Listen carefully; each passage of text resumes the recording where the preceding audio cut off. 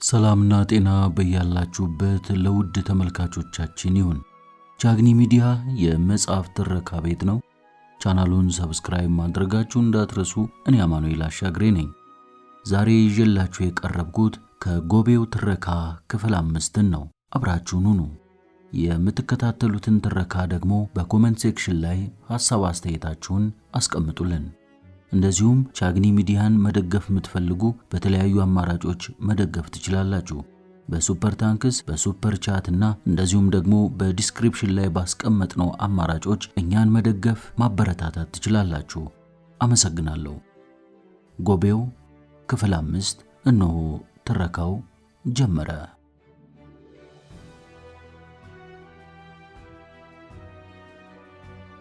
ከሰዓት በኋላ ወደ 10 ሰዓት ግድም ጎላ ሽምብራ ሲኮተኩት ሳለ ለልቡ ጥልቅ ደስታ የሰጠውን የተጓዦች ቡድን አየ። ትንሿ ልጅ በአህያው ላይ በሁለት ቦዲዎች መሃል ተቀምጣለች። ከኋላ አባትየው ይከተላል። በጎባጣው ላይ መደላድል አድርጎ 30 ሊትር ሚዝ ጀሪካን ተሸክሟል። ረጅም የመናኛ ምርኩዝ ይዞ በደስታ ስሜት ይጓዛል። ከሱ ኋላ ደግሞ የራስ ማሰሪያ ጥምጣም ትልቅ የሰሌን ባርኔጣ የደፋችው ሚስቱ ትከተላለች። ሶስቱም ቆም እያሉ በመንገዱ ዳር ለዳር የበቀሉትን የዱር አበባዎች በመቀስ ይቀጣጥፋሉ። ጤና ይስጥልኝ አለ ጎላ። ሽርሽር ልትሄዱ ነው? አዎ ሽርሽር መሄዳችን ነው። ስለላ ቢባል ግን የሚሻል ይመስለኛል። ጎላ ግር ሲለው በማየቱ ጎባጣው ቀጠለና ምን ለማለት እንደፈለኩ ላብራራለሁ። እዚህ ቦታ ከመጣን ጀምሮ እርሶ የመጠጥ ውሃ ሲቸሩን ቆይተዋል። አሁን እንደማየው ግን የእርሶ ጉድጓድ ክፉኛ እየጎደለ መጥቷል። የበጋው ወራት እየተቃረበ ነው። ሰማዩ ደግሞ የሚገባንን ወቅታዊ ዝናብ ሊለግሰን የተዘጋጀ አይመስልም። ስለዚህ የመጠጥ ውሃ ለመቅዳት ወደ ፕላንቴው ምንጫችን እየሄድን ነው። ወደዚያች ምንጭ ስንሄድ የመጀመሪያ ጊዜያችን ስለሆነ ነው ወታደሮች እንደሚሉት ስለላ ብዬ የጠራሁት። ገባዎት? እንዴታ በደንብ እንጂ። አካሄዳችሁ ወደዚያ እንደሆነማ ገብቶኛል። ባይነግሩኝም ኖሮ አውቀው ነበር። በጫንቃው ላይ የተሸከሙት ጀሪካን ቦዲዎች ምንም አያሳስትም። ሽምብራ ኩትኳቶ ሆኖብኝ ነው እንጂ አብሬያችሁ በመጣ ወድ ነበር። ሽምብራ ማለት ውሃ አጠጡኝ የማይል ተክል ነው። እንዲያውም ብዙ ውሃ አይወድም፣ ያኮሰምነዋል። ኧረ እግሩ ግን በየጊዜው መጫጫር ይወዳል። የማለዳው ጤዛ አፈሩ ውስጥ እንዲገባ ያደርገዋል። የሽምብራ ተስፋው ጤዛ ነው። በዚያ ሰሞን ትንሽ ቸል ብየው ሰንብቼ አንዳንዱ እንደመፍዘዝ ብሎብኛል። አዩት እና ታልቶሎ ታላልሁ ልፋቴ ሁላ መና ሆኖ መቅረቱ ነው። ኧረ በጣም ተገቢ ነው አለ ጎባጣው። ይህንን አሁን ያሉትን ይበልጥ ግልጽ የሚያደርግልኝ አሁን እኛን ወደ ምንጯ የሚወስደን ምክንያት ነው። የእርሶ ጉድጓድ ብቻ ሳይሆን የተጎዳው የኔው ክቡ ብሎ ደርቋል። ቢሆንም ብዙም አልተጨነቁበትም።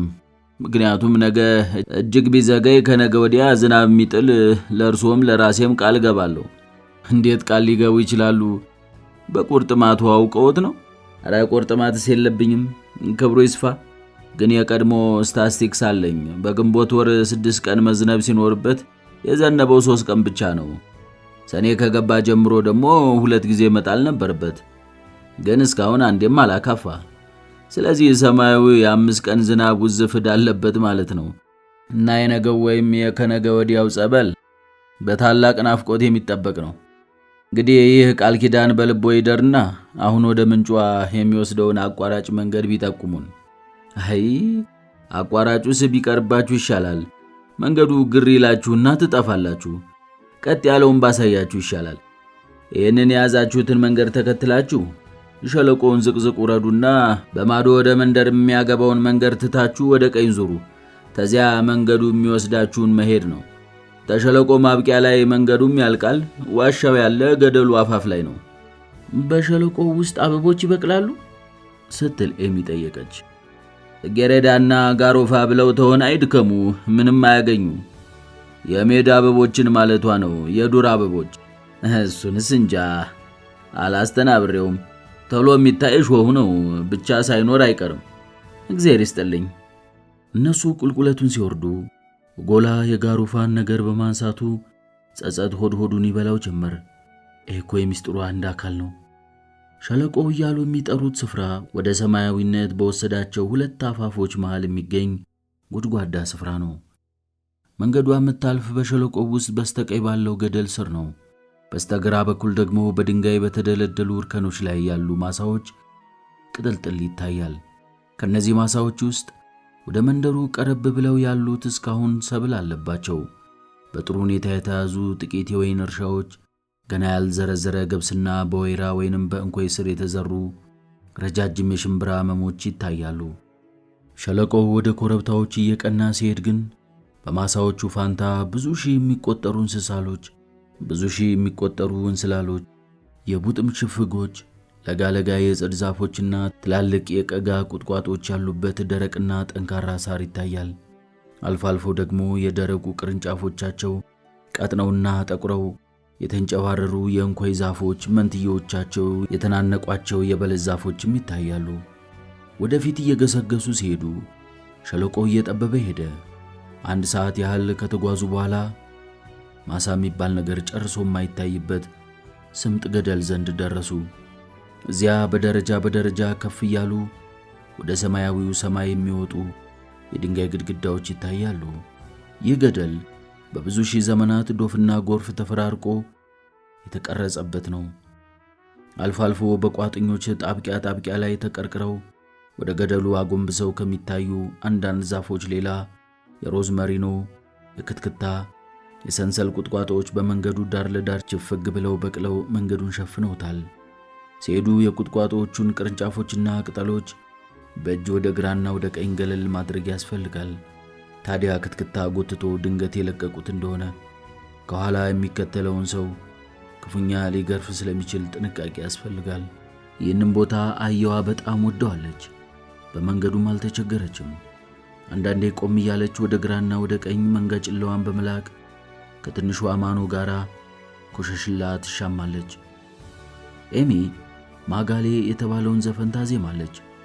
አባቷ ደግሞ የአህያዋን ልጓም ለቆ ድንጋይ እያነሳ በጓሷ ውስጥ ይወረውራል። በዚህ ጊዜ ወፎቹ ግር እያሉ ይነሳሉ። ድንገት አህያዋ ከሸለቆ ጠመዝማዛዎች አንዱን ያዘችና ተሰወረች። ትንሿ ማኖ አባዬ ና ተመልከት ብላ ስትጮህ ድምጿን የገደል ማሚቶ መልሶ አሰማት። ሁሉም ለማየት ተጠጉ። ቀጥ ባለው ዳገት ጫፍ ላይ ልክ በረጅም የድንጋይ ግድግዳ ላይ የተሰኩ የሚመስሉ ወፈጥ ቁጥቋጦኞች ተጎልተዋል። አቤት እንዴት ያምራል! እዚህ ቦታ በሚኖሩት ሰዎች ቀናሁባቸው አለ ጎባጣው። ሀብት ማከማቸት ባይኖርብኝ ኑሮ በእኔ ቤትና መሬት ለውጣቸው ነበር። ከቁጥቋጦዎቹ እልፍ ብሎ አንድ ሰው ከወገቡ በላይ ብቅ ሲል አየ። እጁን ቅንድቡ ላይ በማድረግ አይኖቹን ከጨረሩ እየተከላከለ ወደ ላይ ሲወጡ ይመለከታቸው ነበር። ሰውየው እንጨት ቆራጭ ጆሴፔ ነው። ከሱም ጋር አንዲት ጥቁር የለበሰች ረጅም ሴት ታየቻቸው። የጆሴፔ ባለቤት ባቲስቲን።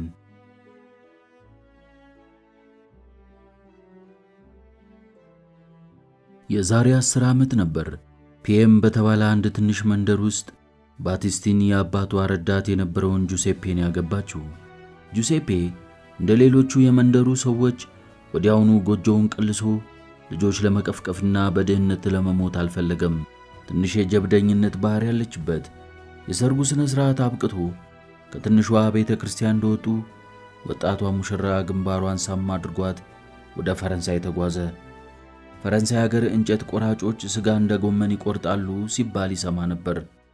በሄደ በ2 ዓመቱ ድንግሏን ሚስቱን ጠርቶ ወሰዳት። 30 ሰዓት ሙሉ ሲያዘግም ውሎና አድሮ ባቡሩ ኦባይን ሲያደርሳት ጁሴፔ ባቡሩ ጣቢያ ቆሞ ይጠብቃት ነበር። አለባበሱ በጣም አምሮ ታያት። ቡና አይነት ከፋይ ኮት በሰፊው ትከሻው ላይ ጣል አድርጓል። ባርኔጣው ወደ ማጅራቱ ገፋ ተደርጎ አንድ ዘለላ ወርቃማ ጸጉር በግንባሩ ላይ ተዘናፍሎ ይታያል። ቅንድቦቹ ያበራሉ። የጢሙ ምልአትና ርዝመት የንጉሥ ቪክተር አማኑኤልን ይመስላል። ከሁሉም የማረካት ደግሞ ጫማው ነበር። ልክ የወታደር ጫማ የመሰለ ቆዳ ጫማ። የበረንዳውን ሲሚንቶ ሲረግጠው ቋ ቋ ሲጥ ሲጥ ሲጥ ሲል በጣም ደስ አላት። እዚያ ቦታ ላይ ሰው ከወዲያ ወዲህ ይመላለሳል፣ ይተራመሳል፣ ያልፋል፣ ያገድማል። ምን ሆናችሁ? መቼ መጣሽ? እንኳን ተገናኛችሁ ሚል ግን አንድም ሰው የለም። ስለዚህ ጓዛቸውን ጠቅልለው ቅራቅንቧቸውን ተሸክመው ፈጠን ብለው ከባቡር ጣቢያው ወጡና መንገዱን ተያዙት። ፊት ይመራ የነበረው ጁሴፔ ድንገት ወደ ቀኝ ጥፋልና ወደ ኮረብታዎቹ የሚወስደውን ጥርጊያ መንገድ ያዘ። በዚያ መንገድ 1 ሰዓት ያህል ከተጓዙ በኋላ ሰማያዊ ቋጥኞች ባሉበት ገደል ስር ደረሱ። በገደሉ ፊት ለፊት የድንጋይ ግድግዳ ተገትሯል። ግድግዳው መሃሉ ላይ በር፣ በግራና በቀኝ ደግሞ መስኮቶች አሉበት። ጁሴፔ ቀድሞት ገባና ውስጥ ሆኖ መስኮቶችን ከፈታቸው። በቤቱ አንድ ማዕዘን አልጋው ይታያል። አልጋው በደንብ ያልተላጠ ያልተከረከሙ ግንዶች አግድም ተሸክመውታል። ቢጫ የሱፍ ብርድ ልብስ ለብሷል። ከአልጋው በላይ የክርስቶስን ስቅለት ያብረቀርቃል። የክርስቶስን ስቅለት የሚያሳይ የመዳብ መስቀል ክብ የፀሐይ ጨረር አርፎበት ያብረቀርቃል። በግድግዳዎቹ ጥግ ለጥግ ደግሞ በትላልቅ የሚስማር አናቶች ያጌጡ 2 ሳንዱቆች ተቀምጠዋል። በአንድ አሮጌ ማቡኪያ ክዳን ላይ ከብረት የተሰራ ነጭ ቀስቃሽ ሰዓት ተቀምጧል። በስተግራ በኩል በሩ አጠገብ ግድግዳው ከቋጥኙ በሚጠጋበት ማዕዘን ደግሞ የጢስ መውጫ አለ። በስተቀኝ በኩል ባለው ግድግዳ ላይ የቅርንጫፍ መጨፍጨፊያ መጥረቢያዎች፣ ገጀራዎችና ስለታቸው በቆዳ ፎት የተከተተ 2 ትላልቅ ፋሶች በእንጨት ካስማ ላይ ተንጠልጥለዋል። ባስቲን ይህን የዱር ጫጉላዋን በአድናቆትና በታላቅ ደስታ ተመለከተችው። ጁሴፔ ጣቱን ወደ ላይ ቀስሮ ስሚ አላት። የወፍ መዝሙር የሚመስል ድምፅና አልፎ አልፎም የሚቅጨለጨል ነገር ተሰማት። እጇን ይዞ ወደ ጉድጓዱ ስር እየመራ ወሰዳት። ቋጥኙ ተሰንጥቆ በፈጠረው ክፍት ቦታ ውስጥ ከአፍ እስከ ገደፉ በኩል በመሰለ ንጹሕ ውሃ የተሞላ አነስተኛ ኩሬ አየች። ምንጭቱ አላት። ውሃው በቀኝ በኩል ግድግዳውን አቋርጦ በሚሄደው ቦይ ውስጥ ይወርዳል። ጁሴፔ ሚስቱን ወሰደና አልጋው ላይ ያስቀመጣት። ባስቲን የኔ አካል ይውልሽ 2 ዓመቴ እዚህ ነው የምኖረው አላት በአፍ መፍቻ ቋንቋቸው። የቦታው ባለጌታ ማን እንደሆነ አላውቅም። ብቅ ብሎ የጠየቀኝ ሰውም የለም። ይህንን የመረጥኩት ለስሪያ ቅርብና ምቹ ነው ብዬ ነው። በዛ ላይ ክራይ ስለማልከፍልበት ገንዘብ እንድቆጥብ ብዬ ነው። አሁን ግን መንደር ቤት የሚያስገዛ ገንዘብ አጠራቅም ያለውኝ ተመልከች። ይህንም ብሎ ከቋጥኙ ኪሶች በአንደኛው ውስጥ እጁን ሰደድ አደረገና ትንሽ የጨርቅ ከረጢት አወጣ። ከረጢቷ ጠባብና ረጅም ሆና ትቦ ትመስላለች። ቂጧን በመያዝ ዘቅዝቆ በብርድ ልብሱ ላይ ሲያራግፋት የወርቅ ሳንቲሞች ተንጠባጠቡ። ባቲስቲን ከመደሰቷ የተነሳ ሲቃ ያዛት።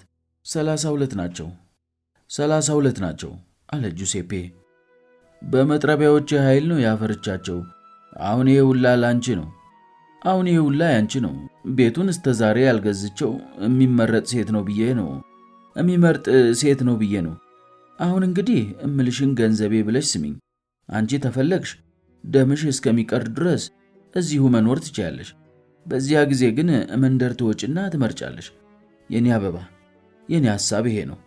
ዋሻውን ተጠላሹ ግን በል ዝም በል አለች ባቲስቲን። ለእኔ የንጉሡ ቤተ መንግሥት ምኔ ነው?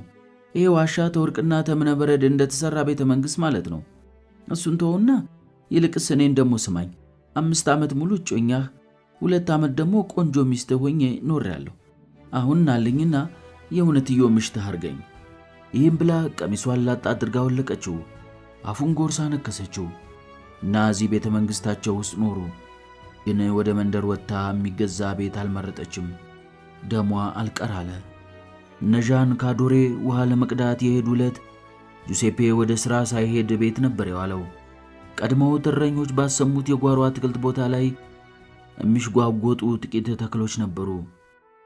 ይህ አትክልት ቦታ ከ100 ዓመት የበለጠ ጊዜ ፈጅቶ የለማ ነው። እንደሚባለው እረኞቹ ልም ባለው ቁልቁለት ላይ የድንጋይ ግድግዳ አቆሙ። ከዚያ ከግድግዳው እስከ ኮረብታው ጫፍ ድረስ በአፈር ሞሉት። አፈሩ ከጭንጫማው ኮረብታው ውስጥ እየተጫረ እየተፈለገ የተሰበሰበ ነበር። በየዕለቱ ያለመታከት በጆንያ እየሞሉ በማጓጓዝ አጠራቀሙት። አፈታሪኩ እንደሚለውማ አንዳንድ ጊዜ ጆንያ ሲጠፋ ወይም ድንገት ያልታሰበ አፈር ሲገኝ በባርኔጣቸው ሳይቀር አመላልሰዋል አሉ። በዚህ አይነት ከግድግዳው ግድብ በስተጀርባ የፈጠሩት የተንጣለለ መሬት ከፍየሎቻቸው በሚገኘው ማቅለዣ እየተጋዘ በቂ ቅጠላቅጠል፣ ቲማቲምና አንዳንድ የፍሬ ዛፎችን ሊያሳድግላቸው በቃ።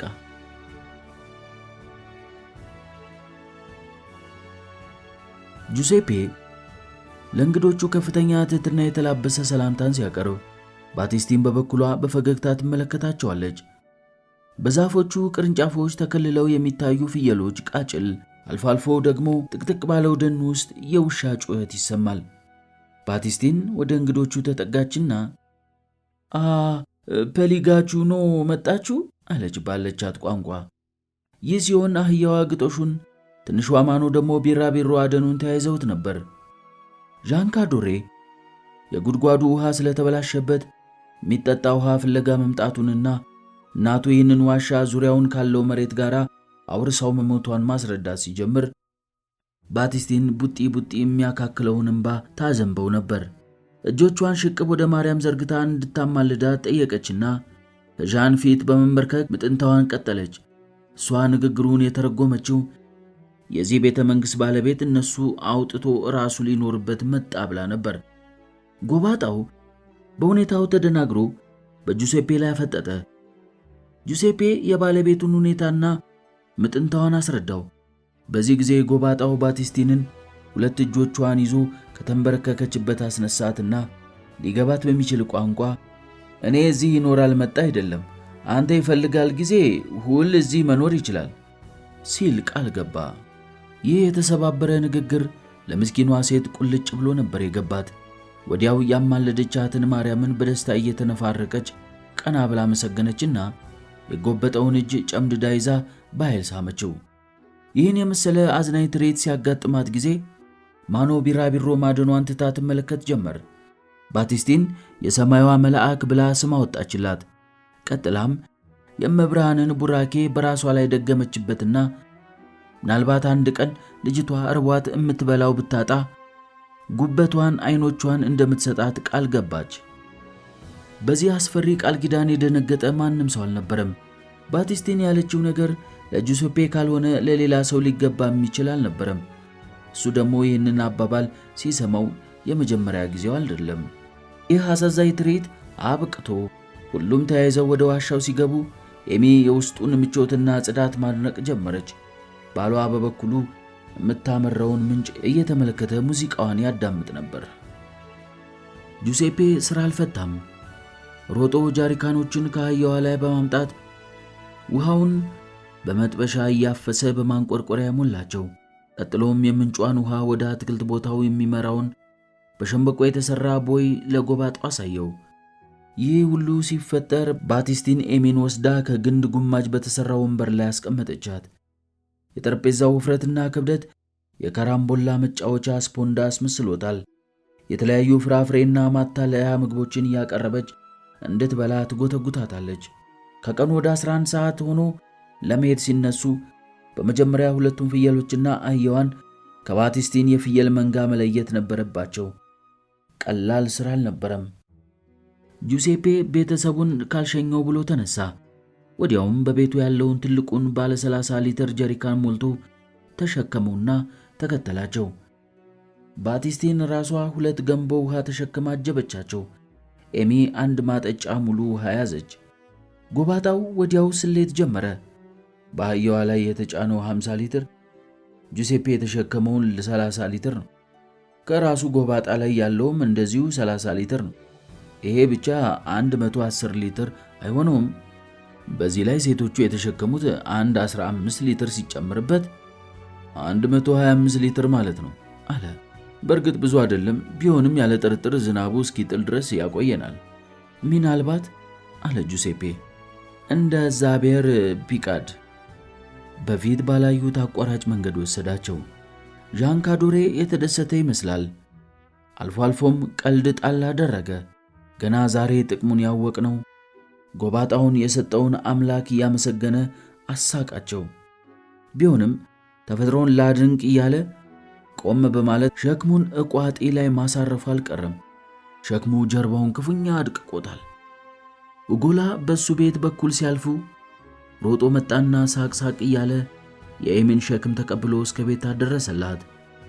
ከጓሮ አትክልቱ ቦታ ሲደርሱ ዣንካዶሬ አስደንጋጭ ነገር ተመለከተ። አብዛኞቹ ተክሎች አንገታቸውን ደፍተዋል። ሌሎችም የለተቱና የጨመለሉ ናቸው። የኤስያ ዱባው ተክሎች ቅጠሎችም ጥንዝዝ ብለዋል። ጠዋት ደህና አልነበሩም እንዴ? ምን ነካቸው? አለ ዣን። የነካቸውማ ከ10 እስከ 11 ሰዓት ድረስ የነፈሰው የአየር ንፋስ ነው አለው ጎላ። ይሄን አይተው ነው? ገና መጀመሩ እኮ ነው። ውሃ ካገኙ እንኳን ምንም አይሉም። ለዛሬ ምንም አይሆኑም። ሁሉም ማጠጣት ጀመሩ። ወዲያው ተክሎቹ ቀና ቀና በማለታቸው ተደሰቱ። ቀጠሉና 2 ጠርሙስ ወይን ጠጅ ለራሳቸው ጠጡ። ላይን ያዝ ማድረግ ሲጀምር ጁሴፔና ባለቤቱ አዲሶቹን ጓደኞቻቸውን ተሰናብተው ወደ ዋሻቸው ተመለሱ። ጌታ አለ ጁሴፔ፣ ፒሾሪ ሲሰራ አላ እንጂ ባጊዝ ደስታ አልቻለም ነበር። ምንም አይደለም አትጨነቁ አለ ዣን። ጉድጓዱ እኮ ጨርሶ አልተሟጠጠም። በዚያ ላይ ደግሞ ከ2 ቀን በፊት መዝነቡ የማይቀር ነው። ባቲስቲን እዚያ ያለውን ሰው ሁሉ እጅ ከሳመች በኋላ ዚናቢ እንዲጥል ጥሩ ጦሎቴኔ ቃሎ ዛሬ መተኝታ 3 ጊዜ ይደግማለሁ አለች። ቀጥላም ከራሷ ዘዬዎች ባንዱ ለዚህ እጹብ ድንቅ ቤተሰብ ከፈጣሪዋ እንደገና ቡራኬ ለመነች። ማታ አራት ላይ ዣን ካዶሬ ሚስቱን እንደዚያች አይነት ምንጭ ብትኖረን ኖሮ እኮ ምንም ችግር አይኖርብንም ነበር አላት። ይህን ስልሽ ተስፋ የቆረጥኩኝ እንዳይመስልሽ። የዘንድሮ መከር እንደተጠበቀው ባይሳካ እንኳን እቅዳችንን ለመቀጠል የሚቻለንን በቂ ገንዘብ አለን። በስታቲስቲካዊ አሃዞች በድል መተማመን አለብን። ሃርሞኒካውን አነሳና በስቲማኖ አለና በትምህርት ቤት ከተማረቻቸው መዝሙሮች አንዱን እየመራ አስዘመራት። በስቲማኖ የባቲስቲን ጸሎት ደርሶ ስታቲስቲካዊ አሃዞቹም ቃላቸውን ጠብቀው ተክሎቹ 4 ጊዜ ዝናብ ሲያገኙ ጉድጓዱም ጢም ብሎ ሞላ። ዱባው ባጡም በአበባ አንቆጠቆጠው። ትንሿ ማኖ በአንድ አፍታ ተመዛደገች። የጥንቸሎቹ መናኸሪያ በ6 ሳምንት መጣ። ምስኪኑ ጎላ ግን ከትልቁ የፍሬ ዛፍ ስር ተጎልቶ ሽምብራውን ይወቃ ነበር። አንድ ቀን ጠዋት ዣን እንጨትና ጣውላ እየቆራረጠ ሳለ ጎላ ደረሰ። የቤት ዕቃዎቹ እየታሸጉ የመጡባቸውን ሳጥኖች አፈራርሶ በሚደነቅ ቅልጥፍና 4 የጥንቸል ቤቶችን ሠራ። ቤቶቹን ወስዶ በመናኸሪያው አካባቢ አስቀመጣቸውና የመግቢያውን በር ጠጋገነው። ይሄው እንግዲህ የትልቁ ርቢ ሥራ የመጀመሪያው እርምጃ ነው። የርቢውን 1 ተባትና 3 እንስት ጥንቸሎች ነገ ሄጄ አመጣቸዋለሁ። አምጥቼ እዚህ ውስጥ አስቀምጣቸውና የመጀመሪያዎቹ ግልገሎች እስኪወለዱ እዚህ ይቆያሉ።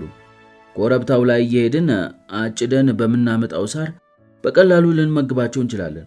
እስከ ሐምሌ ወር መጨረሻ ድረስ ቢያንስ 20 ግልገሎች ይወለዳሉ ብዬ አምናለሁ። በዚያ ጊዜ ደግሞ ወደ ሩዊስቴል ወርጄ ጥቂት ጆንያ 10 ካመጣሁላቸው ምግባቸው አያሳስበኝም። ወደ ባህር ዳር መጀመሪያ ላይ ሌሎች ጎጆዎችን እንሰራለን። ሁሉም መናኸሪያው ውስጥ አሰፍራቸዋለሁ። ያኔ ዱባም መብሰል ይጀምራል። ከዚያማ ምኑን ነግረውታለሁ። ታይቶ ተሰምቶ የማይታወቅ ርቢ የምናደርገው ነው። በማግስቱ ጠዋት ወደ 1 ሰዓት ግድም ዣን ካዶሬ ከቤቱ ሲወጣ በከተማ ልብሱ ተለብጦ ነበር። ጥቁር የሱፍ ባርኔጣ ደፍቷል። ጢሙን ሙልጭ አድርጎ ተላጭቷል። ባለብር መያዣ ከዘራ ይዟል። በጋጡ ፊት ለፊት ኤሚና ማኑ የአህያዋን ኮቴ ይቦርሻሉ። አህያዋ 2 ሳጥኖች ተሸክማ የሚደረግላትን እንክብካቤ በእርጋታ ትቀበላለች። በሳጥኖቹ ላይ አለፍ አለፍ ብሎ ትናንሽ ክብ ቀዳዳዎች ወጥተውላቸዋል። ጎላ ትልቅ ቅርንጫፍ እየጎተተ በኮረብታው ወረደ። በክንዱ ደግሞ በቀንድ አውጣ የተሞላ ትልቅ ዘንቢል አንጠልጥሏል። በኮረብታው ጎን ሲደርስ ከመንገድ ወጣና ወደ ዣን ቤት አቆለቆለ። ታዲያስ ጃል አለ ጎባጣው። ይሄው እንደሚያዩት ወደ ኦባኝ ልሄድ ተነስቻለሁ። የሚልኩኝ ነገር አለ? ለጊዜው ምንም የምፈልገው ነገር የለ። ቢሆንም እድሜ ይስጥልኝ። አሁንም ዘር ሊያመጡ ነው? አይደለም፣ አሁን የማመጣው የርቢ ጥንቸሎቼን ነው። አንድ ነገር ላስቸግሮ ነው። እኔ ቀኑን በሙሉ ስለማልመለስ አንዳንድ ጊዜ ብቅ እያሉ ባለቤቴን አይዞሽ በሉልኝ። ኧረ አያስቡ አለው ጎላ። ወደ 5 ሰዓት ላይና ተሰዓት ደግሞ ጀንበር ዘግዘቅ ስትል መጥቻ ያያቸዋለሁኝ። የመጀመሪያዎቹን ጥንቸሎችን ባያቸው ደስ ይለኛል። በጣም ጥሩ ይበሉ እንግዲህ ማታ እንገናኝ። ይህንም ብሎት አህያውን የጎተተ ጉዞውን ጀመረ። የደፋው የሱፍ ባርኔጣ ሰውየው ለአካባቢው እንግዳ መሆኑን በግልጽ የሚጠቁም ነበር። ኦጎላ በገባው ቃል መሰረት ከእኩለ ቀን ቀደም ብሎ ፈገግ እያለ ከነ ኤሚ ዘንድ ሄደና የምትፈልገው ነገር እንዳለ ጠየቃት። እሷም አልፈለጥ ብሎ ያስቸገራትን ጉልጥምት እንዲፈነክትላት ለመነችው። ጉልጥምቱን እያዘዋወረ 10-12 ፍንካች ካወጣላት በኋላ በጥንቃቄ ደረደራቸው። ከዚያ ደግሞ 12 ሰዓት አካባቢ ተመልሶ መጣ። ልክ በዚሁ ሰዓት ዣን ከዶሬ አህያውን እየተከተለ ብቅ አለ። በሳጥኖቹ ላይ በድርቆሽ የተሞላ ትልቅ ጆንያ ጭኗል። ጭነቱን ለጥንቸሎቹ በተዘጋጀው ማደሪያ ቤት አጠገብ አራገፉት። ዣን በቤተሰቡ ፊት አንደኛውን ሳጥን ፈልቅቆ ከፈተና ከውስጡ ተራ በተራ የድንብር አይጥ የሚያካክሉ 3 ቀያይ እንስት ጥንቸሎችን እየጎተተ አወጣ። ልብ ብላቸዋል አለ። ያመጣኋቸው እንስቶች ገና ቄብ ናቸው። አዲስ ዝርያ ለመፍጠር ሲፈለግ ከቅድመ ሁኔታዎቹ አንዱ ይሄው ነው። ደናግሉ እቤታቸው እስኪከተቱ ካለምንም ችግር ወዲያውኑ በተዘጋጀላቸው የመኖ ክምር ውስጥ ተሸጎጡ። አሁን ደግሞ ተባቱ። ማኖ ሂጅ፣ በሩን ዝጊው። ይሄኛው አደገኛ ስለሆነ ሊያመልጠን ይችላል አለ ዣን። ኦጎላ ሳቅ አለ። ለሱ ሳይስጉ ተኔ የሚያመልጥ የለም። ገመዱን ይፍቱትና የሳንዱቁን ግጥም ትንሽ ከፈት ያርጉት፣ ትንሽ ብቻ። በተፈጠረው ክፍተት እጁን ሰደድ ሲያደርግ ሳጥኑ ክፉኛ ይንገጫገጭ ጀመር። ጥፍርም ሲዋጥጥ ተሰማው። ኦጎላ እንደ መደንገጥ ብሎ ኧረ እመብርሃን ምኑን ነው ያመጡታ አለ። ያመጣሁትማ የፍላንደር ግዙፍ ዘርና የሻርናት ዘር ዲቃላ ነው እያለ ሚስቱን ጠቀስ አደረጋት። ምን ማለቱ እንደሆነ እሷም አልገባትም። ኦጎላ ክንዱን ሳጥኑ ውስጥ እስከ ክርኑ ድረስ ከተተና ከጥንቸሉ ጋር ኃይለኛ ግብ ሲገጥም ማኖ ፈርታ ወደ ኋላ ፈገፈገች። እታባቱ የኋላ እግሩን ይዤዋለሁኝ፣ አሁን የሳንዱቁን ግጥም ያንሱት አለ ኦጎላ። የያዘው ቀይ እንስሳ ተጎትቶ ወጥቶ የሚያልቅ አይመስልም ነበር። ጭንቅላቱ ተዘቅዝቆ ለማምለጥ ሲኮማተርና ሲወናጨፍ ከጉልበቱ የተነሳ የኦጎላ ክንድ ሊነቀል የደረሰ መሰለ። ማኖ ወደ ኋላዋ እምር ብላ ሸሸች። ኤሚ ራሷ በአድናቆት አፏን ከፍታ እንስሳውን ትመለከት ነበር። ኦጎላ አንጠልጥሎ ወደፊቱ አስጠጋና አስተዋለው። ምንድነው ይሄ ነገር? ጠጉሩ የውሻ እግሩ ደግሞ ማካከሉ። ጆሮውን አያችሁት? የአህያ ጆሮ ያህላል። እንደዚህ ያለ ጥንቸል እናቴ ተፈጠረችኝ አይቼም አላውቅ አለው። ጎባጣው በደስታና በኩራት ተሞላ። በእንስሳው ሁኔታ የተገረመችው ባለቤቱ በክንዱ ላይ ተንጠለጠለች። ለመሆኑ ከየት አገኙት? ዣን ከዶሬ ለአንድ አፍታ እንደማመንታት አለና ከአንድ ጓደኛዬ ጋር አለ። መቼም በውድ ነው ገዝተውት የሚሆን። አዎ በጣም ታይቶ የማይታወቅ ጉድ እኮ ነው አለ ኦጎላ። ግን ቀጫጫ ነው፣ ምንም እኮ የሚበላ ነገር የለበትም። ጆሮ ብቻ አይደለ ቀረ። ይሄ እኮ የርቢ ከብት ነው አለው ጎባጣው። ወጣት ነው ለማለት ባይቻልም ገና ጉልበቱ አላለቀም። አይተውታል። ይበሉ ወደ ቤት ያስገቡት። ተባቱ ወደ ቤቱ እንደተጣለ ተረጋጋና ያገኘውን ይጠራርግ ጀመር። በፊት እግሮቹ ከእግሩ ግንድ ላይ ተደገፈና ቅጠሉን ወደ ላይ ነጨት እያደረገ ይበጣጥስ ጀመር። እዩ ታበላሉን ልክ እንደ ውሻ ነው አለው ኦጎላ። እኔ ሳየው አላማረኝም። ስጋ ቢቀርብለትም የሚመር አይመስለኝም። አባባሎ ትንሽ የተጋነነ አይመስሎትም አለች ኤሚ። እሱ ሳውን እንዲያው እንዴት ስስታም እንደሆነ ለማስረዳት ያልሁት ነው። ሆነም ቀረም እንስቶችን ተሱ ጋር አብራችሁ ባትተዋቸው ጥሩ ነው። አለበለዚያ ነገ ማለዳ አጥንታቸው ብቻ ነው የምታገኙት። ከዚያ ነጭ ወይን ጠጅ ተጎነጫጭቶ ሲያበቃ መንፈሱ ተረጋግቶ ወደ ቤቱ ተመለሰ። ይህን የመሰለ ደቃቃና ጀልጋጋ ተባዓት መመረጡ እርምት የማይገኝለት ስህተት መስሎ ታይቶታል። አጃጅለውታል አለ ፓፒዮን። በ100 ዓመቱ ንዴት የገደለው ጥንቸል መንፈስ አይተህ ማየት ነው። የምን ዝርያ ነው? ዝርያውን ለማስረዳት ሲሞክር ሳቁን መቆጣጠር አቃተው። ደንቆሮም ዲዳም የሆነችው ሰራተኛቸው ትንፋሽ አጥሮት ሊሞት ነው ብላ ደንግጣ ነበር። ማታ ወደ መኝታው ከመሄዱ በፊት ዣን ኮዶሬ ከሚስቱ አልጋ ላይ ሄዶ አረፍ አለ። ኤሚ፣ አንድ ሚስጥር ልንገርሽ። ወይ ታድዬ፣ ሚስጥር በጣም ነው የምወደው። ስለ ኡጎላ ነው? አይደለም፣ ስለ ጥንቸሉ ነው፣ ስለ ተባዕቱ። ጥንቸል እንዳልሆነ እኮ እኔም ጠርጥሬያለሁ። አይኖቹን በደንብ አስተውያቸዋለሁ። በዚያ ላይ ትልቅነቱ ምን መጥበሻ ይበቃዋል? በላ ሚስጥሩን ንገረኝ። ጥንቸልማ ጥንቸል ነው፣ ግን ተራ ጥንቸል አይደለም፣ የአውስትራሊያ ጥንቸል ነው አላት በጆሮዋ። በዛፍ ላይ የሚወጣው ሳይሆን ይቀራል፣ ግን ለማረጋገጥ ሐሳብ የለኝም። እስረኛ ነው የማደርገው። ዋናው ነገር ከኛ ጥንቸሎች ጋር ሲዳቀል ውጤቱ አመርቂ እንደሚሆን አልጠራጠርም። ለኡጎላ እንንገረው፣ መቼም ለማወቅ ከፍተኛ ጉጉት ሳያድርበት አይቀርም። ምነዋ ሚስጥር ነው ብዬሽ? ማንም ሰው እንዲሰማው አያስፈልግም። እነዚህን የአውስትራሊያ ዝርያዎች ወደ ፈረንሳይ ማስገባት በሕግ አጥብቆ የተከለከለ ነው። ታዲያ ማን ሸጠልህ? አንድ አርቢ ከአንድ መርከበኛ የኮንትሮባንድ ነጋዴ ይገዛዋል። ያዳቅልና ሌላ ዝርያ አውጥቶለት ሲያበቃ ችግር የሚፈጥርበት ሲሆን ሊያስወግደው ይወስናል። ስለዚህ ለእኔ በ100 ፍራንክ ሸጠልኝ። እዚህ እኛን ምንም የሚያሰጋን ነገር የለም። ደግሞም አንድ ጊዜ የምንፈልገውን ዝርያ ከፈጠረልን በኋላ አጠፋዋለሁ። ያም አዲስ ተአምራዊ ዝርያ ምናልባት አንድ ቀን አርቢዎች ሁሉ የሮዝማሪኖ ዝርያ እያሉ የሚጠሩት ዝነኛ ዝርያ ይሆናል። ኡጎላ እንደገና ተስፋው መለምለም የጀመረ ይህ በሆነ በ15 ቀኑ ነው። ጥቂት የድርቅ ቀናት እንዳለፉ ቢዶኔ ተሸክመው እንደገና ወደ ምንጯ ሲወርዱ አያቸው። የጉድጓዱ ውሃ ተሟጦ ጎባጣውም አይኑ ፈጦ ነበር። እነሱ አልፈውት እንደሄዱ ኡጎላ ፈጥኖ ወደ ሮዝማሪኖ ቤት ሄደ። የቲማቲሙ ቅጠሎች ጠውልገዋል።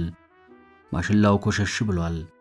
የዱባውም ቅጠሎች እንደዚሁ ቡትቶ መስለው ለተው ተንዘልዝለዋል። በመናኸሪያው ውስጥ የተዘራው የጥንቸሎቹ መኖ ከአረንጓዴነት ወደ ቢጫነት የተለወጠ መሆኑ አስተዋለ። ከነዚህ ቅጠሎች ትንሽ ቀነጣጥሶ ለፓፒዮ ይዞለት ሄደ። ፓፒዮ ቅጠሎችን ጭምቅ አድርጎ ጠቀለለና አሸተታቸው፣ አኘካቸው።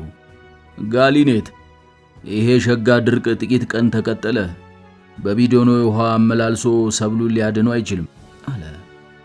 እንዳለውም ሆነለት።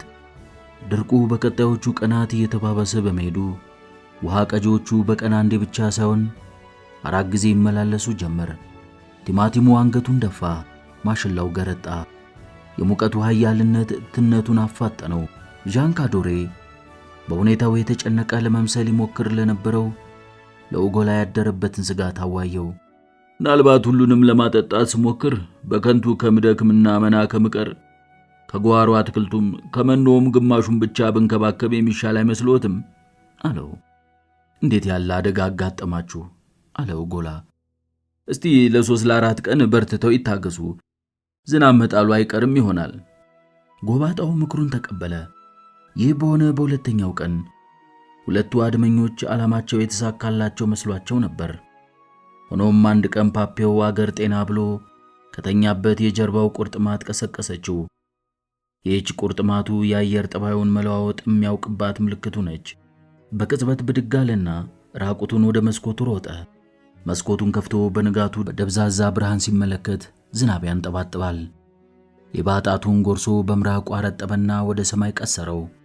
ነጎድጓዱን እያቋረጠ ከወደ ባህር የሚመጣ ነፋስ ተሰማው። የመጀመሪያዎቹ ጠብታዎች በአሮጌው ቤት ጣራ ላይ ተንጠባጠቡ። በፓፒዮ ደረት ላይ እየወደቁ በፀጉሩ ላይ ተቋጠሩ። ጉር ተሰራን፣ እባክህ ትንሽ ብቻ ካፍተቶ ብሎ ጸለየ። ለእኔ የወይን ሐረጎች የሚበቃ ብቻ። ዳሩ ቢጥልስ ታውን ወዲያ ምን ሊያደርግለት? እሱ እንደሆነ አልቆለታል። ልክ በዚህ ወቅት ኡጎላ በሸሚዝ ቤቱ በረንዳ ላይ ቆሞ በዝናቡ ጠብታዎች እየተራገፉ የሚንጠባጠቡበትን የደረቁ ቅጠሎች እየተመለከተ ስለ ሁኔታው ከራሱ ጋር ተወያየ። ኡጎላ ጎላ ስለዚህ ነገር ምን ትላለህ? ማአት ወረደብኝ ነው እንጂ ሌላማ ምን እላለሁ? ይሄ መቼ ጠፋኝ? የባስቲን ጸሎት ነው። በዚህ አይነት ቀኑን ሙሉ ተጣልማ የደረቀውን አትክልት ሁሉ ነፍስ ዘራበት ማለት ነው። በዚሁ ሰዓት ዣን ካዶሬ ባትሪውን እያበራ የዝናብ ልብሱን አጥልቆ በጎርፉና በጭቃው ውስጥ እየተንቦጫረቀ በማሳው እያቋረጠ ሚንዶሎዶሎውን ጎርፍ ለማስቀረት ግድቦቹን በመስራት ላይ ነበር። ባለቤቱና ልጁም መብራት ይዘው ያግዙታል። ትንሿ ማኖ ውሃው በቀሚሷ ውስጥ በጀርባዋ ቁልቁል ሲንቆረቆርባት በደስታ ትንከተከታለች። ከጠዋቱ ወደ 2 ሰዓት ገደማ ሲሆን ወጀቦ ጋብ አለ። ግን ከባድና ረጋ ያለ ዝናብ መዝነቡን ስለቀጠለ በተቀደዱት ቦዮች ውስጥ ውሃው እየተንፎለፎለ ይወርድ ጀመር። ከጣራው የሚወርደውን ውሃ ወደ ጉድጓዱ የሚከተለውን አሸንዳ አውልቆ ጣለው። ጉድጓዱ ስለሞላ ውሃው ወደ ኩሽናው መፍሰስ ጀምሮ ነበር። በቀጣዮቹ 3 ሳምንታት ውስጥ 3 ሌሊት አረፋጭቶ ዘነበ። 4ቱ የእስያ ዱባ ተክሎች በባጡ ላይ ወጥተው አካባቢውን በብሩህ አረንጓዴ ቀለማቸው ሸፈኑት። የመኖ ዘር ተንሰራፍቶ አካባቢውን ሸፈነው። ማንም እንኳን ፓፒዮ እንደገመተው ትንሽ ወጣ ገባ ቢልም ጥቅጥቅ ብሎ የሞላና ጠንካራ ደማቅ አረንጓዴም ነበረ። ከሁሉም ይበልጥ የተመቸውና የተንከረከከው ግን የጓሮ አትክልቱ ነበር። ካሮቱ ከመሬት እየወጣ ወደ ውጭ አፈጠጠ። ቲማቲሙ የተተከለለትን ድጋፍ እየቀደመ ፍሬውን ቁልቁል አንዠረገገው። በዚህ ተስፋ የቆረጠው ኡጎላ ሁኔታውን ለፓፒዮ አስረዳው። ፓፒዮ በበኩሉ በሐሳብ ተውጦ እየተነጫነጨ ወደ መመልከቻ ስፍራው ሄደና ተመለከተ። ዣንጥላ የሚያካክል የዱባ ቅጠል፣ ግራር የሚያካክል ቲማቲም ከሩቁ ታየው። ሲመለስ በፊቱ ላይ መጠነኛ እፎይታ ይታይበት ነበር። ይሄ ሁላ እኮ ቅጠልና ግንድ ብቻ ሆኖ ነው የሚቀረው። የሚያፈራ መሰለ? ምናልባት መጠለያ ይሆን እንደሆነ እንጂ አለ። ይሄንን አታክልት ቢያደርቀው ጥሩ የድርቆሽ ክምር ሊወጣው ይችላል። ወይም ለአህያው ማደሪያ ጉዝጓዝ ቢሰራበት ያስኬዳል። ምን አለ በለኝ 1 ኪሎ ቲማቲም የለቀመ እንደሆነ። ከ3 ቀን በኋላ ኡጎላ በዚያ ሁሉ ተክል ውስጥ ኳስኳስ የሚያካክል ፍሬ ማየቱን ለፓፒዮ ነገረው። ድንቹ ከኡጎላ ድንች 3 ሳምንት ቀድሞ ደረሰ። ይህ የሆነ በእርግጥ የኡጎላ መሬት በተደጋጋሚ የተመረተበት ስለሆነ ጭምር ነው። ካለ ወቅቱ ተዘርቶ የነበረው ሽምብራ እንኳን ካብሪዳንን ስመጥር ካደረገው የሽምብራ ምርት የሚወዳደር ሆነ። ዣን ካዶሬ በየቀኑ ቲማቲም በአህያው ልጥጥ እያደረገ እየጫነ ወደ ሩዋስቴል ይወርድና ለዕለት የሚያስፈልጋቸውን ሁሉ እየገዛ የተረፈውንም ጥቂት ገንዘብ እየቋጠረ ይመለስ ጀመር። ኡጎላ ለዋለለት ውለታ ወሮታውን ለመክፈል ሲልም አልፎ አልፎ 1 ዘንቢል አትክልት ይሰጠው ነበር።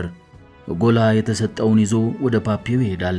በመጀመሪያ ይዞ የሄደ ዕለት ደንቆሮም ዲዳም የሆነችው ሰራተኛቸው ያንን ትላልቅና የሚያማምር ቲማቲም ድንቹንና ሽምብራውን ስታይ በአድናቆት ፈዛ ቀረች። እንደሚቻላትም ጩኸቶች በማሰማት አድናቆቷን ለመግለጽ ሞከረች። ይህን የመሰለ ምርት በማምረቱ ኡጎላን የግሏ በሆነ ምልክትና አገላለጽ ልታመሰግነው ሞከረች። 2 ወንዶች ግን ልባቸው በሰይጣናዊ ቅናት ቅጥል ብሎ ከልብ ያልመነጨ የግዴታ ፈገግታ ያሳዩ ነበር። ፓፒዮ ሰራተኛዋን በቁጣ ገላምጦ ሲያባረራት ሴትየዋ ግራ ተጋብታ ወደ ወጥ ቤቷ ተሰበሰበች። ኡጎላ ሐዘንተኛ መሰለ። ይህ ለማጅ ገበሬ ያሳየው ውጤት በሳለው ምላሱ የባለንጆሮቹን የዘልማድ አሰራር ከምንጊዜውም የበለጠ መንቀፍ መቀጠሉንና አልፎ ተርፎም ለራሱ ለኡጎላ ምክር መለገስ መጀመሩን አውጥቶ ለመናገር አፈረ። የጥንቸሎቹ መናኸሪያ አጥር ሥራ ፓፒዮ ከገመተው ቀድሞ አለቀለት። ዣን 2 ወር ባልሞላ ጊዜ ውስጥ ቋሚዎቹን ተክሎ ጨረሰ። የሽቦ መዘርጋቱ ሥራ በ2 ሳምንት ተቀላጠፈ። የ4ቱ ጉድጓዶች ሥራ ብቻ ነው እስከ መስከረም የቆየ። የርቢ ጥንቸሎቹ የመጀመሪያ ፍሬያቸውን ሰጡ። በጥቅምት ወር 1 ቀን ማለዳ እንስሳቱ በሙሉ ከሳጥናቸው ወጥተው ወደ መናኸሪያቸው ተለቀቁ። በዚህ ስነ ስርዓት ላይ እንዲገኝ ተጋብዞ የነበረው ኡጎላ ያ አሮጌ መንፈስ የፈጠራቸውን ግልገሎች ጥንካሬና ንቃት አይቶ ተገረመ።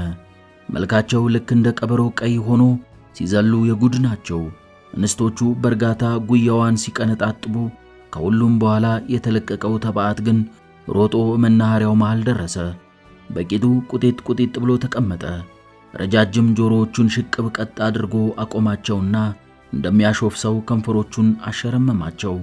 ከዚያ ድንገት ተነስቶ በሽቦ አጥሩ ላይ ተወረወረ። ሽቦው ልክ እንደ ኳስ አንጥሮ ሲመልሰው መልሶ መላልሶ ሞከረ። ለአራተኛ ጊዜ ሲያቅተው ተስፋ ቆረጠና ለማምለጥ መሞከሩን ትቶ ከጉድጓዶቹ በአንደኛው ውስጥ ገብቶ ተሰወረ። ይኸው እንግዲህ አለ ዣንኮደሬ በኩራት መንፈስ፣ የመጀመሪያዎቹ የርቢ ጥንቸሎቼ ተዘጋጅተዋል።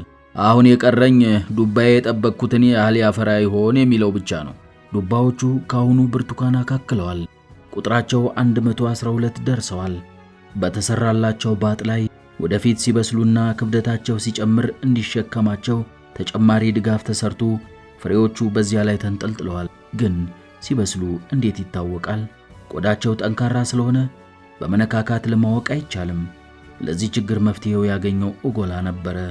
ማደግ ሲያቆሙ ያው በሰሉ ማለት ነው አለው። በህዳር መጨረሻ ቡያ አካከሉ።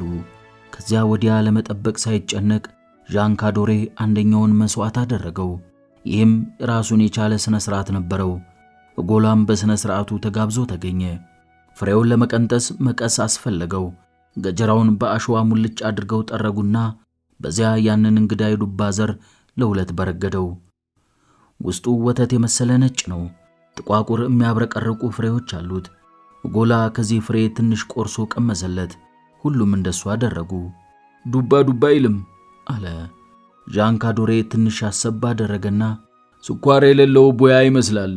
በረድ የሚያደርግ ሆኖ መዓዛው ቀላልና ይህ ነው ለማለት የሚያስቸግር ነው፣ ግን ይጣፍጣል አለ። እስቲ ለጥንቸሎቹ ይሰጥና ይወዱት እንደሆነና አይጥማቸው እንደሆነ ይታይ አለ ኡጎላ። ሙከራው ወዲያውኑ ተደረገ። ዱባውን ጨፍልቀው ጥቂት የተፈጨ ድርቆሽ ጨመሩበትና ጨበጡት። ጥንቸሎቹ እንክት አድርገው በሉት። ትንሽም አልጎረበጣቸው። ኤሚ በመጽሐፉ ውስጥ ያለውን መመሪያ እያነበበች ከዚሁ ዱባ የሚበላ ነገር ሰራችላቸው። ግጥም አድርገው በሉ።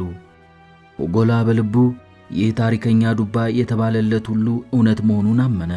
በዚህም አላበቃ። ከዘሩ ወስዶ ለማብቀል ማቀዱንም አስታወቀ። ይህ እንግዲህ ሁለተኛው ድላችን መሆኑ ነው አለ ዣንካዶሬ። አቅጣጫችን ትክክለኛ መሆኑ በዚህ ይታወቃል። በቃ እኮ ተሳክቶላችኋል። እንደሱ ለማለት እንኳን አያስደፍርም። ገና ምኑ ተይዞ፣ ውጥናችን ግን ያለ ጥርጥር መልካም ነው። ውጥን ብቻ ሆኖ ነው የሚቀር አለ ፓፒዮ። መወጠንንማ ማንም ይወጥናል፣ ችግሩ መቁረጡ ላይ ነው። ኡጎላ ግን ሁኔታው አላማረውም። ካሁን ካየው ጥሩ ውጤት ጎባጣው ከማናቸውም የመክሰር አደጋ ወጥቷል ብሎ ደመደመ። ባክተውኝ ፓፔ አለው። በበጋው እንዲህ ያለ ዝናብ ሲጥል አይተህ ታውቃለህ? ምንጩን ተነነፍሷ ቀብረንበት የለ? እኔ ሳስበው እዚያር ነው በእሷ ምትክ ዝናቡን የሰደደለት። ጅል ነህ አንተ ጅል አለ ፓፔው።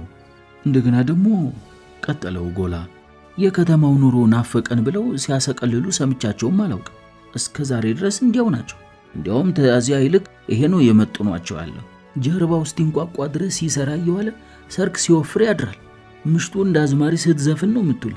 ልጃቸው አሁን ባሁን ቁመቷ አንድ ስንዝር ቀጠለ። ባቷ ድንቡል ብሎ አማረ። ቀኑን ሙሉ እንደበላች እንደዘፈነች በመንጨልጨሌዋ ላይ ሆና እንደዘመረች ነው የሚመሽላት። ባካታ ድክመኝ። ሰውየው እንዲሁ አንተ እንደምትለው ደደብ አይደለም። ባይሆን ድስኩራም ነው። የሚናገረው ደግሞ እንደዚህ ለሰው የማይገባ ነው። የጓሮ አትክልቱ ግን እንዲያም አርጎ የለ ጥሩ ሆኖ ተዋጥቶለታል። የጥንቸሎቹን መርቢያ ያው አይተዋልኝ። የግልገሎቹ ማማር፣ ዱባውም ልክ እንዳለው ሆነለት። 4 እግር ዱባ ተክሎ 200 ኪሎ ሊሰበስብ ነው። ተሁሉ የሚያተክን ዱባው ለሰው ቀለብ ጭምር መሆኑ ሲጀምር አላግጨበት ነበር። አሁንስ ፈራሁኝ። እንዲሁ ዘንተረፍ ተሆነለት ምን ሆን ብሎ ነው ጥሎ የሚሄደው ታዲያ? አይደለም አይምሰልህ አለው ፓፔ። ይሄውላ ዘለቄታ የሌለው ነገር ነው። 4 ተክል አብቅሎ ደህና ያዘለት ይሁን፣ ውሃ ቢያገኝለት ነው። 500 አታክልት ዘራለው ቢል ግን በሐምሌ ላይ ግማሹ ከሰል ይልለታል። የቀረው ግማሽ ደግሞ እንቧይ የማታካክል ዱባ አሽኮርኩሮ ይቀርለታል።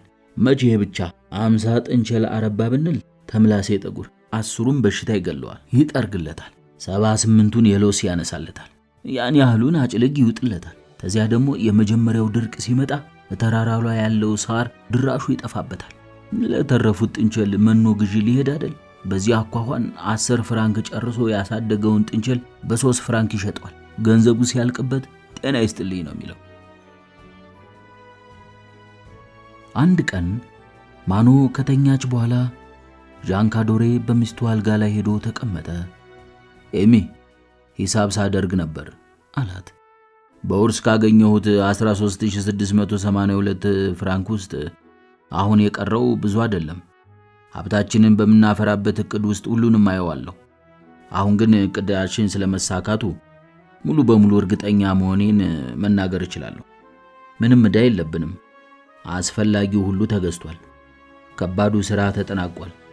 ከዚህ ሁሉ ተርፎ የቀረው ገንዘብ 1123 ፍራንክ ይውልሽ አስቀምጪው። ካለምንም ችግር ለ1 ዓመት ሊበቃን ይችላል። ሌላ ገቢ ባይኖረን እንኳን ማለቴ ነው። አሁን ግን የቤት ኪራይን እንክፈል። እንከፍል። በውድ ዋጋ የሚገዛ ልብስ አያስፈልገን። አታክልት ከጓሯችን ተትረፍርቧል። በዚህ ላይ ደግሞ ከ3 ወር በኋላ ጥንቸል መሸጥ እንደምንጀምር ተስፋ አለኝ። አስፈላጊ ሆኖ ከተገኘ ደግሞ አለች ኤሚ፣ የአንገት ሐብሌን እንሸጠዋለን። ቢያንስ 10,000 ፍራንክ እንደሚያወጣ ተነግሮኛል። የምን ሐብል መሸጥ አመጣሽብኝ? የማይቃጣውን አለ። የአንገት ሐብልሽ እኮ ከቤተሰብ የመጣ በቤተሰብ ውስጥ መቅረት ያለበት የክቡር ዕቃ ነው። ለምን በባዶ እግሬ አልሄድም? ስለዚህ ነገር ማሰቡ ራሱ ያንገሸግሸኛል። ደግሞም አላስፈላጊ አይሆንም። ምንም እንኳን ሀብታም ሆነናል ባንልም እቅዳችን በጥሩ ሁኔታ ላይ ነው። ከ1 ዓመት በኋላ ደግሞ በሀብት ጎዳና ላይ እንደምንከበከብ አትጠራጠሪ። ይልቅ አሁን ገንዘቡ በምን እንደወጣ ላስረዳሽ። ውዱ ባለቤቴ አለች ኤሚ፣ ካንተ ጋር ሆኜ ምንም ስጋት ሊያድርብኝ እንደማይገባ ማስረጃ ሳያሻኝ አሳምሬ ያውቀዋለሁ። ገንዘቡ በሙሉ 1 ሳንቲም ሳትቀር አለቀ ብትለኝ እንኳን አምናለሁ። ይልቅ አንድ የምጠይቅህ ነገር አለ። አድካሚው ሥራ ተገባዷል። ጭንቀቱና ስጋቱ ተቃሎልሃል። ሌሊቱ ደግሞ እየቀዘቀዘ መጣ። ታዲያ ለምን እኔ ጋር መጥተህ አብረኸኝ አትተኛም? ይህንን ብላ እንደጨረሰች ድንገት በርበሬ መሰለች። ፊቷን በአንሶላው ሸፍና ተደበቀች። አስፈላጊ ግን አልነበረም። ባለቤቷ ሻማውን አጠፋላት። የጸደዩ ወራት አማንና ደስታ የተሞላበት ሆኖ አለፈ። ዱባው እየተቆረጠ አይጥ እንዳበላሸው በተሰራለት መደርደሪያ ላይ በጥንቃቄ ተኮለኮለ። ዣን በየቀኑ ጠዋት 3ቱን ለሾርባ ይቀረድድና ፍሬዎቹን በጥንቃቄ አጥቦ በጠርሙስ ውስጥ ከተተ። በቁም ሳጥኑ እያስገባም ያጠራቅማቸዋል። ከዚያ ቤተሰቡ ወጥቶ ሳር አጨዳ ወደ ኮረብታው ይሄዳሉ። አባትየው ከልጥ ተሸምኖ የተሰራ ሰሌን የመሰለ ነገር ጠቅሎ በትከሻው ይሸከማል። በአህያው ኮርቻ ኪስ ውስጥ ደግሞ ብዙ ባዶ ጆንያዎች፣ ማጭድ፣ ቆንጨራና ምሳቸውን ይይዛሉ። ፊት በማኖ እየተጠሩ ወይም እየተነዱ ፍየሎቹ ይመራሉ። ማኖ በምትሄድበት ሁሉ እየሳቀችና ሃርሞኒካ እየነፋች ከገደል ማሚቶ ጋር ትጫወታለች። አህያዋ ሳር ለመንጨት አልፎ አልፎ ቆም ከማለቷ ባለቤትየው ቀለል ባለ ዱላ ሲነርታት የነጨችውን ሳርና አበባ እንዳንጨረፈፈች ወደፊት ትገሰግሳለች። በመጀመሪያዎቹ ቀናት ሳሩ ብዙም ርቀት ሳይሄዱ እንደ ልብ ይገኝ ነበር። እየዋለ እያደረ ግን ዘግይቶ የበቀሉ ጥቂት የሳር ዝርያዎች አሁንም ለምልመው ወደሚገኙባቸው ሩቅ ጋራዎች መዝመት አስፈላጊ ሆነ።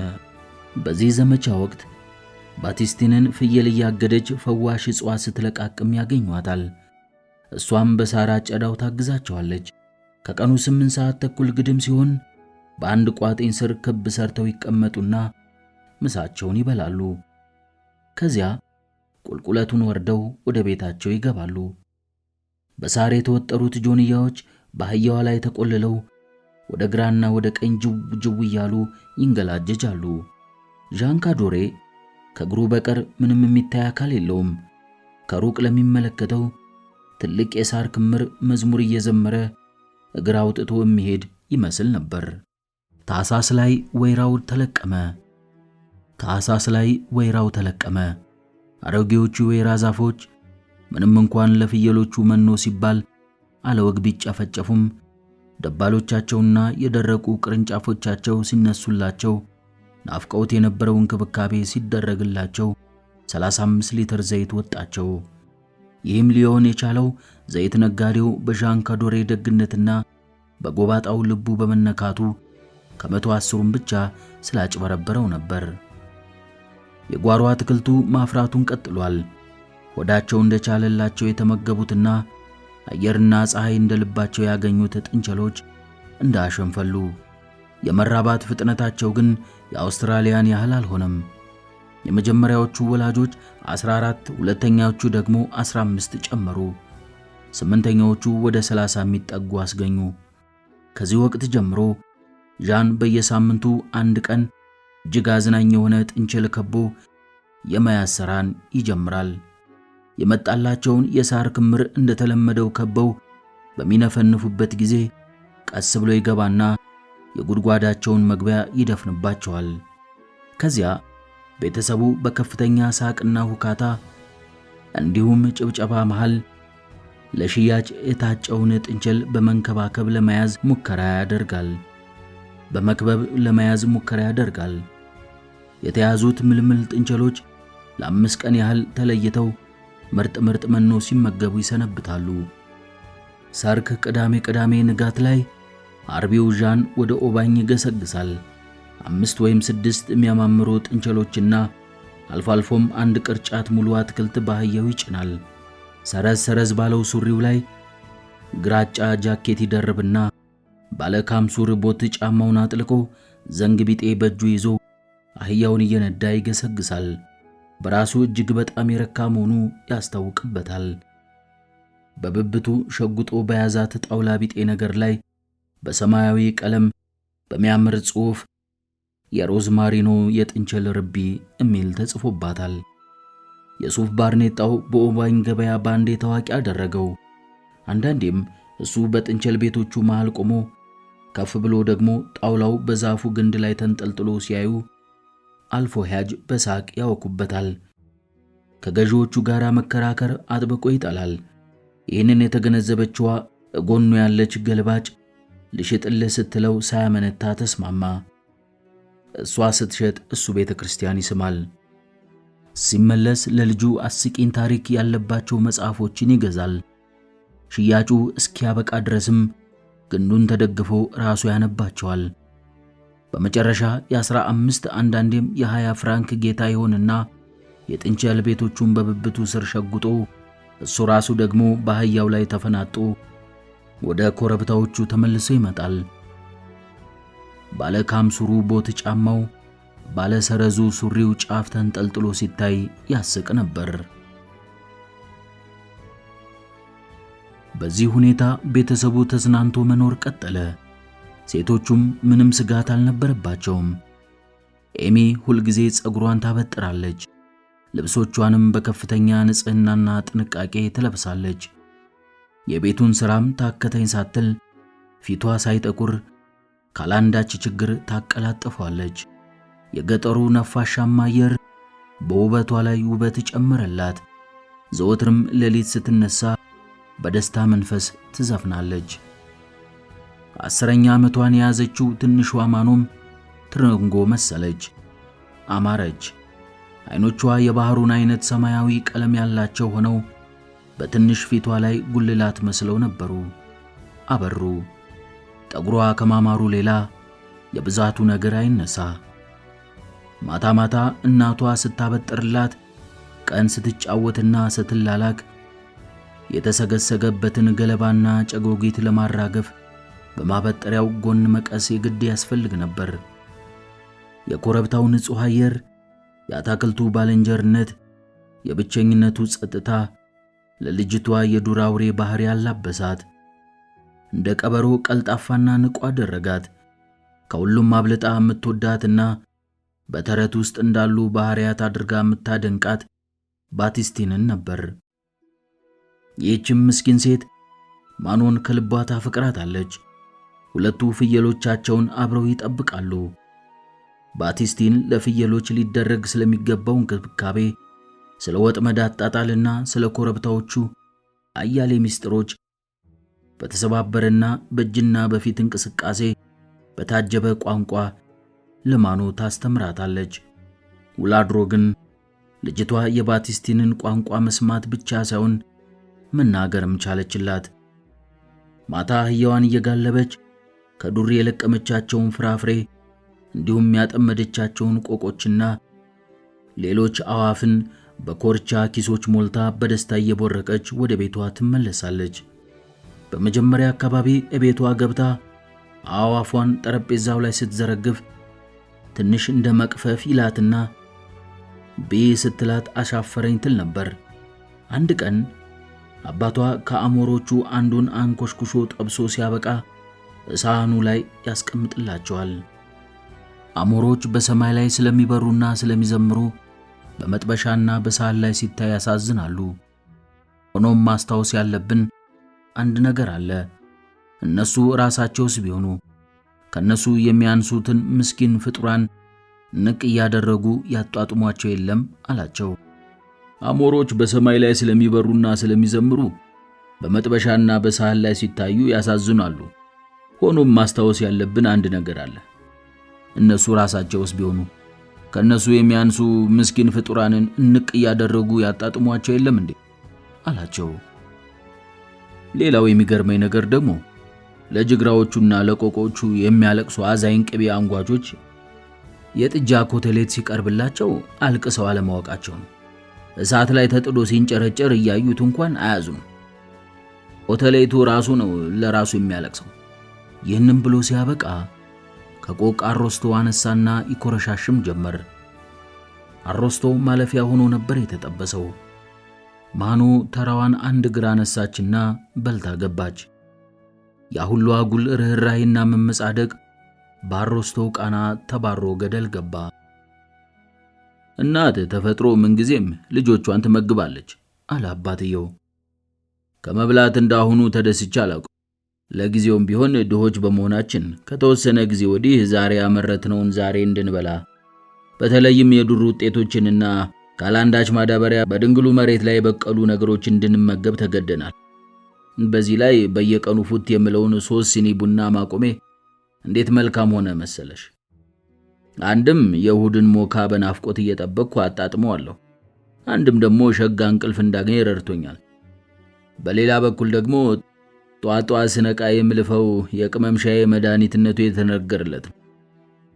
ይሄ ነው እንግዲህ ጤንነቴን ፍጹም የተሟላ ያደረገልኝ። የከተማው አየር ግን የብዙ አሰቃቂ በሽታዎች ምንጭ ነው። እንደ ሰርዲን ታጭቀው ሲኦላዊ በሆነ ጫጫታ ውስጥ የሚኖሩትን ሲነጋ ወጥተው በመርዘኛና በሚከረፋ አየር በታጀለ ቢሮ ውስጥ ገብተው የሚታጎሩትን፣ በዚህም ከሌላው በላይ የሆኑ የሚመስላቸው ከተሜዎችን ሳስብ ሳቄ ይመጣል።